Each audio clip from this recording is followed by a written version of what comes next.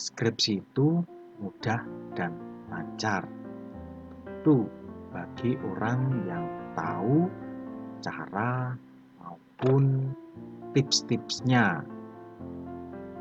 Bagi Anda yang belajar sungguh-sungguh, tentu akan mampu menyelesaikan skripsi dalam waktu yang diharapkan. Nah, biasanya sih cepat, ya. Baik, kali ini saya akan menyampaikan tips sukses skripsi. Nah, mungkin rangkaian yang lain ada ya. Nah, ini sebagian ya. Salah satunya saya ambil khusus kesempatan ini adalah mengenai tata bahasa dalam skripsi. Tata bahasa kok masih dijelaskan. ya begitulah gitu ya. Karena seringkali dalam menulis skripsi dan itu kadang menjadikan kendala yang cukup menghambat ya, sehingga proposal nggak pernah di ACC gitu ya, skripsi bolak-balik dicoret ya kan, padahal sudah ditunjukkan mungkin tapi lupa terus ya, atau sebagian direvisi sebagian juga tidak, lebih banyak tidak. Nah itu makanya ya kendala-kendala itu harus diatasi ya, kalau memang Anda berniat untuk seperti tadi skripsi lancar dan mudah. Baik, ini yang pertama, mengapa tata bahasa dalam skripsi penting? Ya, tentu dampaknya juga akan pada poin. Tapi kan orang pembelajar sejati bukan masalah poin, tapi bagaimana dia belajar bertanggung jawab, itu pembelajar yang sejati ya. Oke. Baik, di situ ada. Oke. Mengapa? Salah satunya ya, sebagus apapun isi tulisan Anda, ya, tulisannya bagus, tapi bagusnya seperti apa ya? Jangan-jangan hanya karena ngambil dari artikel A dimasukkan, buku B dimasukkan, gitu. Kemudian searching di internet dimasukkan, itu sebenarnya bukan bagus, itu namanya plagiasi, ya, mengambil, mencontek gitu ya. Kalau tanpa menyebutkan yang diambil dari mana gitu ya, diambil dari mana aja kalau seperti itu caranya ya di Turnitin kena itu di atas 60%, 70, 80. Wah, itu pembimbingnya bisa geleng-geleng kepala, itu tingkat dewa itu. Ya, menurunkannya tidak mudah, 5% ya, sekarang dibalikin suruh balik lagi turun 2% ya. Bayangkan kalau 50 untuk mencapai 30% ya, misalnya standarnya adalah 30% Turnitin, ya berapa lama itu? Setengah semester nggak mungkin, satu semester nggak mungkin gitu ya, 1 tahun bisa jadi lebih. Nah itu karena terbiasa untuk mengambil dari orang, memasukkan karena nggak ada ide gitu ya. Nah itu yang pertama mengapa ide. Jadi sebagus tadi tanda tanya ya, bagus itu apa sih maksudnya gitu ya. Kalau bukan bagus tulisan Anda ya berarti bukan bagus hasilnya ya. Namun jika tidak ditulis secara baik, maka baik itu ditulis secara baik itu maksudnya tata bahasa tadi ya. Nah, oke. Maka orang mulai mempertanyakan kompetensi Anda. Iki jane iso nulis pora. Bisa Jawa ya. Gimana ya misalnya? Aslinya orang ini bisa menulis atau tidak? Ya, kira-kira itu ya bahasa Indonesia. Oke, mempertanyakan kompetensi Anda. Nah, kompetensi apalagi Anda seorang calon sarjana. Nah, apakah juga akan diizinkan untuk menyandang sarjana kalau tidak kompetensi? Nah, itu masalahnya gitu ya. Bukan kok dosen itu nggak mau ngasih pelit.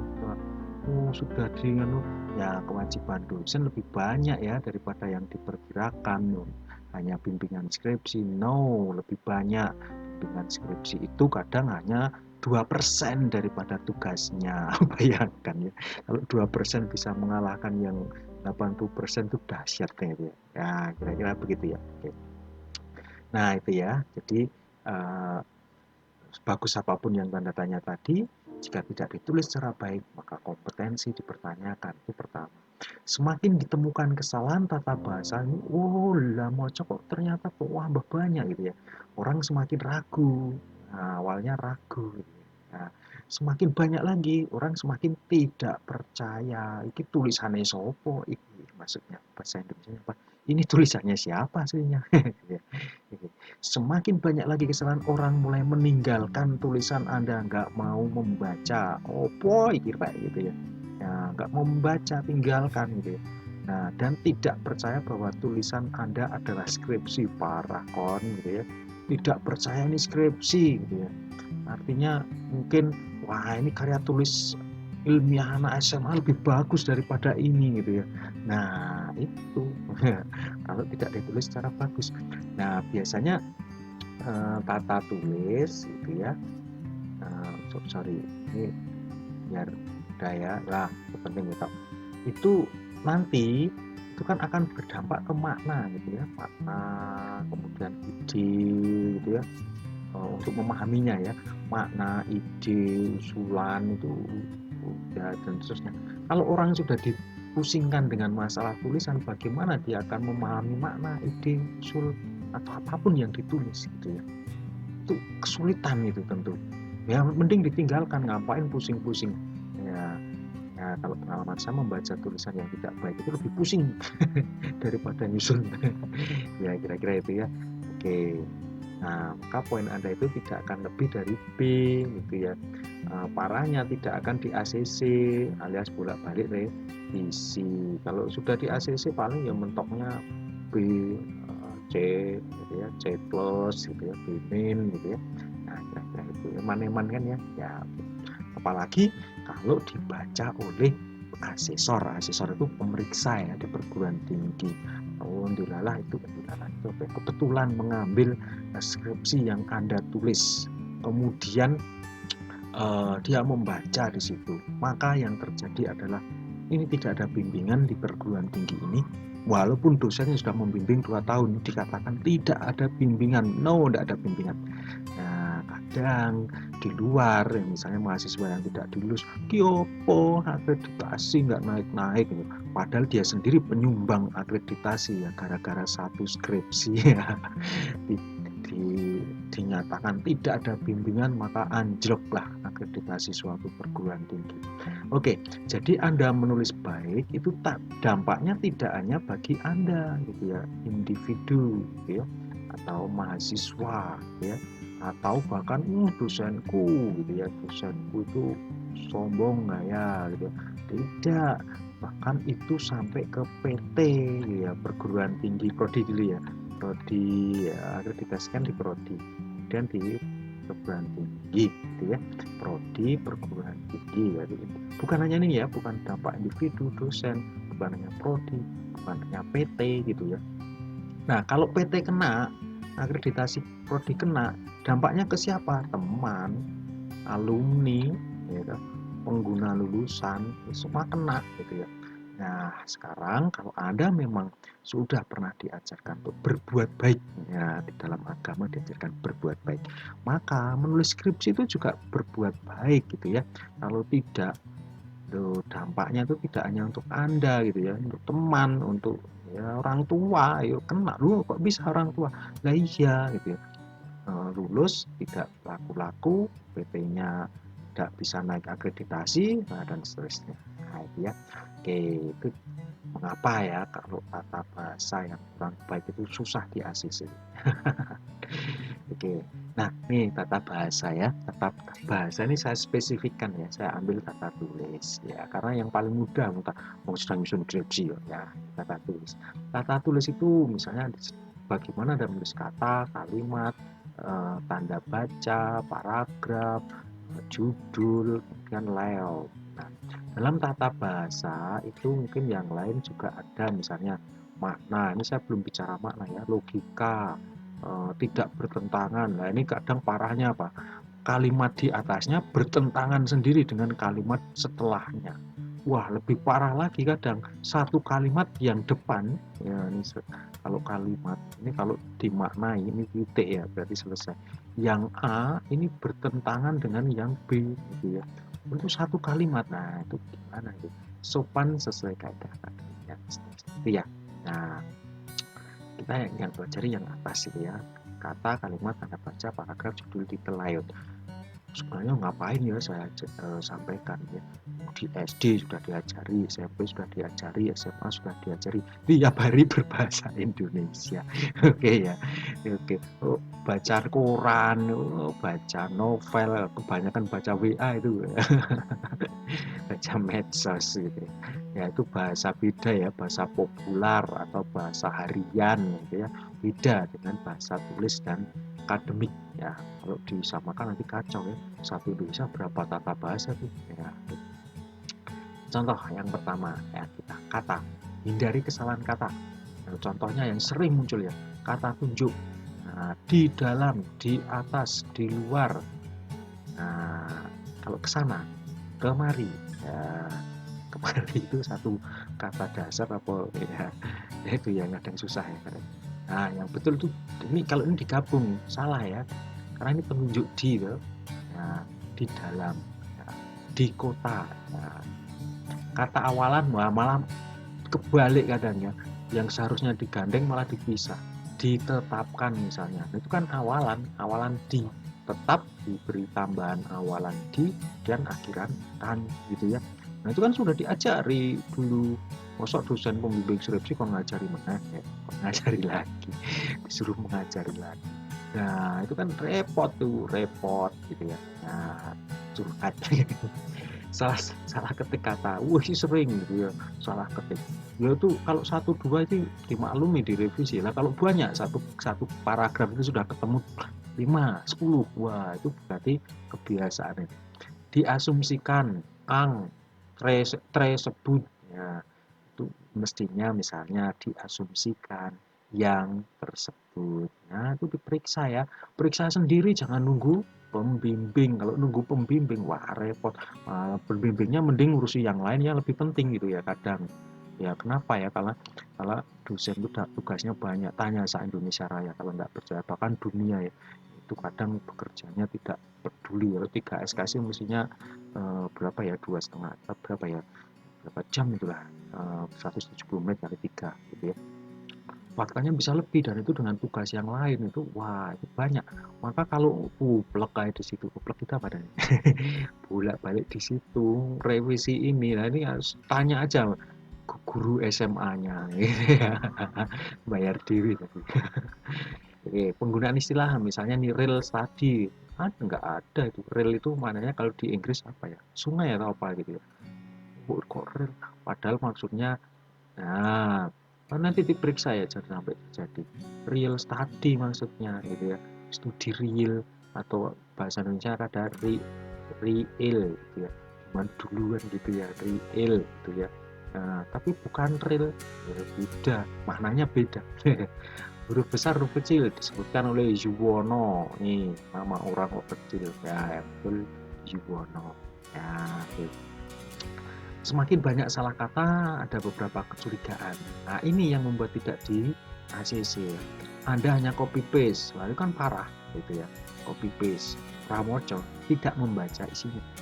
Skripsi Anda diketikkan oleh orang yang tidak pernah kuliah. Nah, ini dibantu tuh boleh, tapi Anda harus menguasainya. Bukan nunut ya. Diketikkan anak adik SMA kan, SMP malah. Yuk bantu deh, ya harus diperiksa gitu ya, diverifikasi ya, verifikasi. Nah, kalau di perusahaan ada verifikator, penyelia, oh, ada ya, Anda fungsi ya di situ. Memang Anda kurang belajar, waduh, itu berarti tidak niat skripsi. Ya kalau tidak niat skripsi, ya tentu jawabannya dosen tidak niat BIM, itu kewajaran ya.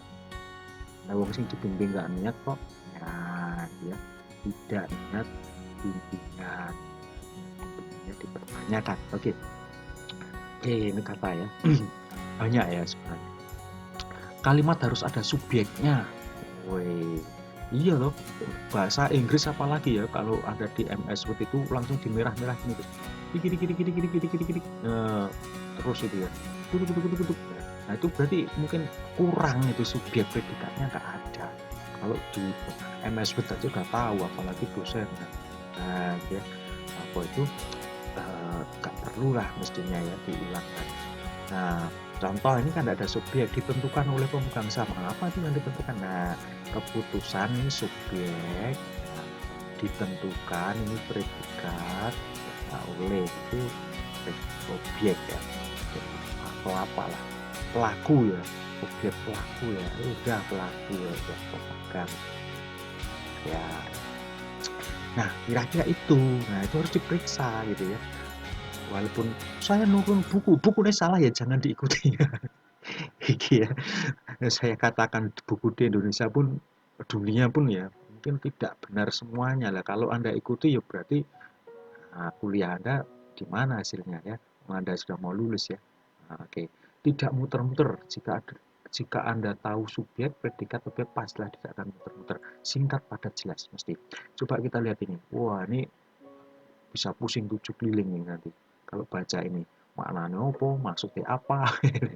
Sistem oleh perorangan ditetapkanlah menjadi sebuah acuan sehingga orang tidak lagi akan perlu karena sistem sudah berjalan sehingga bisa digunakan orang-orang tadi yang mana semua bisa memakainya. Itu karepe opo itu. Lagi mumet, revisi juga pusing ini. Oh iya wes dicoret mungkin merah. Tapi revisi bingung nih maksudnya apa. Nah ini contoh aja loh ya, belum tentu bagus ya. Sistem sudah ditetapkan prosedurnya, sehingga setiap orang dapat memahami prosesnya dengan baik. Nah, sistem yang baik akan membantu individu dalam organisasi mencapai kinerja maksimal mungkin untuk ya bolehlah untuk mencapai kinerja maksimal. Ini contoh ya di ada subjek, predikat gitu ya, subjek gitu, membantu predikat, objek gitu ya. Nah kira-kira itu ya. Kalau Anda ingat SPOK, subjek, predikat, objek, keterangan dengan berbagai variasinya ya tentu. Sudah diajarkan loh bahasa Indonesia. Oke. Tanda baca. Nah, ini jenis. Tanda baca selalu menempel pada kata sebelumnya. Nah, ini ngono iki jangan minta direvisi gitu ya. Mengapa ini sampai ya? Ini kan ada spasi ya. Ini loh spasi. Nah, itu enggak ini tidak sesuai tata bahasa yang betul nempel gitu. Ya, mengapa? Itu tanda tanya langsung. Sebagai berikut ini, wah ini kalau ada spasi, ya itu direvisi nanti ya. Nah, ini contohnya betul. Oke, tingkat pertama, wah ini spasi. Nah, di sini spasi betul ya. Tingkat kedua, nah ini spasinya di sini malah tidak ada spasi, gitu ya. Dan keempat, nah ini tidak ada spasi semuanya, ini salah gitu ya. Nah, yang betul tingkat ini kurang A ya, saya aja salah. Tingkat saking semangat, tingkat kedua, tingkat ketiga, tingkat keempat, nah nempel dan kemudian dispasi. Nah, nempel dan kemudian dispasi. Nah, itu dilakukan terus seperti itu ya. Oke. Penulisan petikan jika Anda tidak menggunakan petikan itu referensi itu ya. Sistem referensi komputer Mendeley contohnya disebut Hendrik. Nah, ini ada spasinya nih. Ini tidak ada di sini ya. Nah, kita yang betul ini. Oke. Betul. Disebutkan Hendrik koma, tidak ada spasinya, tidak ada kurungnya gitu ya. Yang betul tercermin dalam sikap. Nah, ini petikan di belakang ya. Binsar ini tidak ada spasinya gitu ya. Tercermin dalam sikap. Nah, ini malah ada spasinya tuh. Ini loh. Nah, ini juga malah ada spasinya. Tidak ada ya seharusnya. Nah, tuh. Nah, yang betul. Oke. Hendrik 2005 ini tidak ada subjek. Siapa yang menyatakan Hendrik kan seharusnya. Tapi ini dikurung gitu ya, menjadi referensi. Nah, kalau yang tekstual tanpa Mendeley ini dikeluarkan tuh.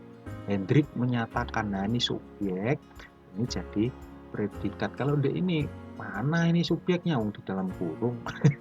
Dalam kurung kadang tidak dibaca ya. Hendrik menyatakan bahwa kan begitu. Hendrik 2005 menyatakan bahwa ya boleh. Oke ya.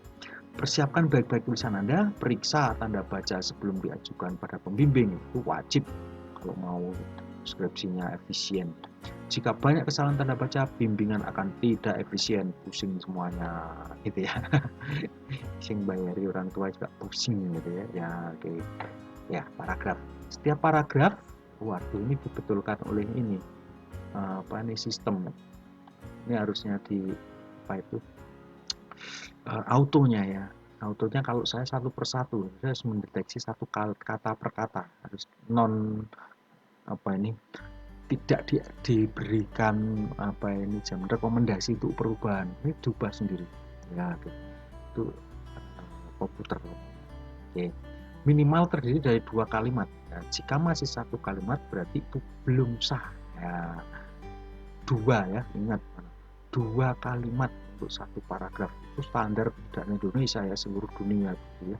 Formatlah paragraf yang rapi ya, rapi itu ya misalnya judulnya di sini, kemudian ini, terus kemudian dimulai dari sini, ada apa itu yang paragraf menjorok ke dalam dan seterusnya, itu rapi, harus rapi. Nah kak itu berisi gitu, tapi musing ya lama-lama kalau banyak bolak-balik gitu.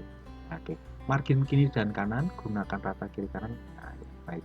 Satu kalimat yang panjang tidak pernah diberi titik, ngos-ngosan gitu, mau coba ngos-ngosan kayak ini ya tadi. Ini belum, saya bisa membuat satu halaman penuh loh bahasa ngawur begini ya. Kalau Anda nulisnya ngawur, saya bisa membuat komentar saya itu satu paragraf, satu halaman penuh, tapi tanpa makna. Ya yang penting diketik. Itu kira-kira nyindir ya, tulisanmu kayak gini loh, bocoran naik dong gitu ya. Kalau memang paham ya. Sudah tidak baik dalam SPOK. Demikian juga walaupun panjang gitu, maka diberi petik ya ini. Nah, istilah panjang mati tidak layak disebut judul atau title. Nah ini yang sering salah kalau menggunakan judul yang capital H words. Ini miring ya, tapi maksud saya capital H word, maka ini harus huruf kecil. Nah, ini malah huruf besar. Ya, gitu. Nah kadang yang terjadi seperti itu, sistem yang kan terpadu dalam pelaksanaan tugas. Nah, itu. Judul atau subjudul tidak diakhiri dengan tanda titik. Nah, ini ada titiknya. Ini kudunya tadi contohnya ya. Oke, ini tidak ada titik. Ya, oke. Kalau ini contohnya ada titik. Judul ya, ini bukan list ya. Judul. Oke, layout. Perhatikan margin, perhatikan spasi yang diminta, perhatikan font dan ukuran font yang diminta. Ini format ya. Mau nulis jurnal, mau nulis buku, mau apapun semua pakai format ya. Ada ketentuan. Itu jangan ditinggalkan. Maka buku panduan entah di universitas mana punya ya. Nah, itu harus dilihat dan dibaca. Cuma tidak dibaca. Kalau nulis dipegang. Nah, jangan sampai ketinggalan. Font jangan dikompres atau nah ini kadang di apa itu sekian persen diminimize fontnya ya. Jadi wah ini gimana gitu ya, diperpanjang spasinya. Nah, jika tiada maksud yang jelas. Oke. Baik, ini dulu semoga ini bermanfaat ya bagi siapa saja yang melihat video. Oke, terima kasih.